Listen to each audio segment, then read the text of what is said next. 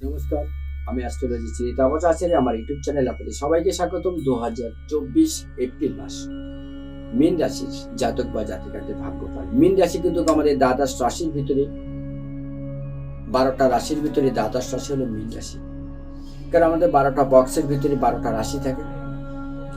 এই 12টা রাশি কিন্তু দ্বাদশ রাশি মীন রাশি। দ্বাদশ জীবনে কিন্তু আপনি দশভুজা, তবে কিন্তু চঞ্চল মাইন্ড, এক জায়গায় স্থির থাকতে পারে না। ঠান্ডা, কাশি, আর্থাইটিস আপনি জীবনে শুধু ভুগতেই থাকেন। আবেগ প্রবণতা প্রচুর পরিমাণে, পরের কথা শোনা, বিশ্বাস করা, আপনার জীবনে এগুলোকে সরাতে হবে। আপনারা এই করে করে প্রচুর ঠকেছেন, তবে আর ঠকবেন না। তার কারণ ঠকার রাস্তা আজকে থেকে বন্ধ করে দেবো আপনাকে। আমি যে পথটা অবলম্বন করতে বলবো সেই পথটাকে একটু মেনে চলুন। এই পদের মধ্যে আপনার আছে ভাগ্য লুকানো। কোথায় আপনার ভাগ্য লুকানো? কি পথ ধরলে আপনার ভাগ্য উন্নতি হবে? কোন পথ অবলম্বন করলে আপনার জীবনে উন্নতি হবে? কোন সিদ্ধান্ত নিলে আপনার জীবনে সফলতা আসবে? বেশি কিছু বলবো না, কারণ মীন রাশির অধিপতি গ্রহ কিন্তু বৃহস্পতি, এবং মীন রাশির ঘরে কিন্তু শুক্র খুব পাওয়ারফুল থাকে। তাই আপনারা গান বাজনা, থিয়েটার, নাটক, ব্যাংকে, স্কুলে আপনার দারুণ নাম করতে পারেন।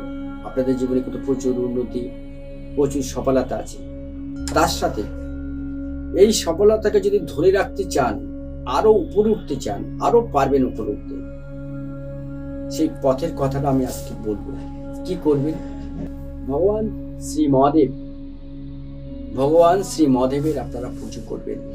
আপনার আরাধ্য দেবী বা দেবতা ভগবান শ্রী মহাদেব যদি একটা ছবি বাড়িতে টাঙায় রাখতে পারে, বা মহাদেবের একটা মূর্তি যদি আপনি বাড়িতে রাখেন, তাকে যদি প্রতিনিয়ত যদি পুজো করতে পারেন, তাহলে কিন্তু আপনার জীবনের সমস্ত বাধা, দুর্ঘটনা, আপনার জীবন থেকে কষ্ট সব চলে যাবে।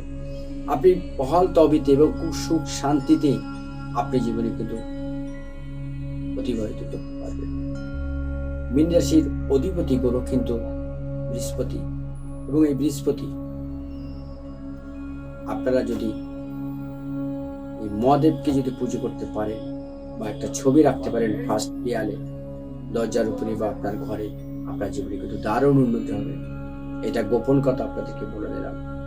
আপনারা এই নিয়মটা এইটুকুনি মেনে চলার চেষ্টা করুন, আপনার জীবনে কিন্তু উন্নতি হবেই, মাস্ট।